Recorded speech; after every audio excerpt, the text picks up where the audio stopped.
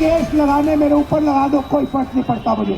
मैं नहीं डरता, मैं बीजेपी से नहीं डरता, मैं आरएसएस से नहीं डरता। नमस्कार, आपके साथ मैं हूं अंकिता। भारत जोड़ो न्याय यात्रा कर रहे कांग्रेस नेता राहुल गांधी की मुश्किलें बढ़ गई हैं। असम पुलिस ने कांग्रेस के पूर्व अध्यक्ष राहुल गांधी और पार्टी के अन्य नेताओं के खिलाफ हिंसा में शामिल होने के आरोप में एफआईआर दर्ज की है। ये जानकारी असम के मुख्यमंत्री हिमंत बिस्वा शर्मा ने ही दी है।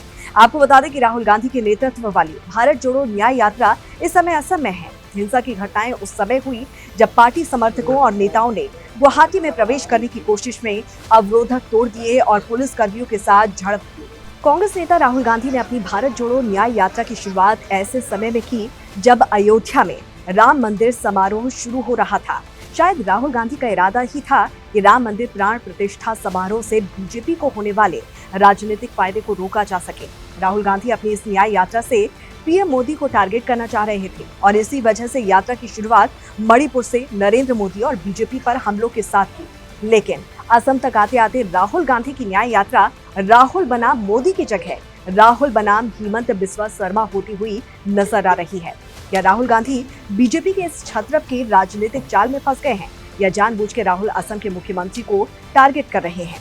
दरअसल 19 जनवरी को असम पहुंचते ही कांग्रेस नेता राहुल गांधी ने असम के मुख्यमंत्री हिमंत बिस्वा शर्मा पर बड़ा हमला कर कहा था कि हिमंत शर्मा देश के सबसे भ्रष्ट मुख्यमंत्री हैं और बीजेपी के अन्य मुख्यमंत्रियों को भ्रष्टाचार करना सिखाते हैं। फिर क्या था, अपने तेवरों के लिए जाने जाने वाले मुख्यमंत्री ने उसी अंदाज में बिना देर किए राहुल गांधी के हमलों का जवाब दे दिया। उन्होंने राहुल गांधी के परिवार को देश में सबसे भ्रष्ट करार दिया। उन्होंने कहा कि मुझे लगता है कि इस देश में सबसे भ्रष्ट अगर कोई है तो वो है गांधी परिवार।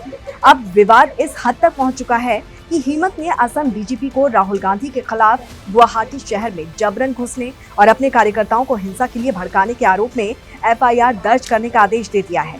यही वजह है कि अब मामला राहुल बनाम मोदी के बजाय राहुल बनाम हिमंत बिस्वा शर्मा होता हुआ नजर आ रहा है। जिस तरह से राहुल गांधी की यात्रा के असम पहुंचने से पहले ही मुख्यमंत्री हिमंत बिस्वा शर्मा ने जो तेवर दिखाए थे, उससे साफ लगता है कि उन्होंने राहुल को ट्रैप करने के लिए ही पूरी प्लानिंग की थी, जिसमें वो काफी हद तक कामयाब भी होते नजर आ रहे हैं। हिमंत बार बार धमकी दे रहे थे कि राहुल अगर गुवाहाटी शहर में प्रवेश करेंगे तो उनके खिलाफ एफआईआर दर्ज होगी। उन्होंने यहाँ तक कहा था कि मामला अभी दर्ज होगा, गिरफ्तारी चुनाव के बाद में होगी। मुख्यमंत्री ने सोशल मीडिया एक्स पर लिखा कि कांग्रेस सदस्यों द्वारा हिंसा, उकसावे, सार्वजनिक संपत्ति को नुकसान पहुंचाने और पुलिस कर्मियों पर हमले के अनियंत्रित कृत्यों के संदर्भ में आज राहुल गांधी के केसी वेणुगोपाल, कन्हैया कुमार और अन्य व्यक्तियों के खिलाफ भारतीय दंड संहिता की धारा 120B, 143, 147, 188, 283, 35, 3, 332, 333 और 427 PDPP यानी कि लोक संपत्ति नुकसान निवारण अधिनियम की धारा 3 के साथ पढ़ा जाए।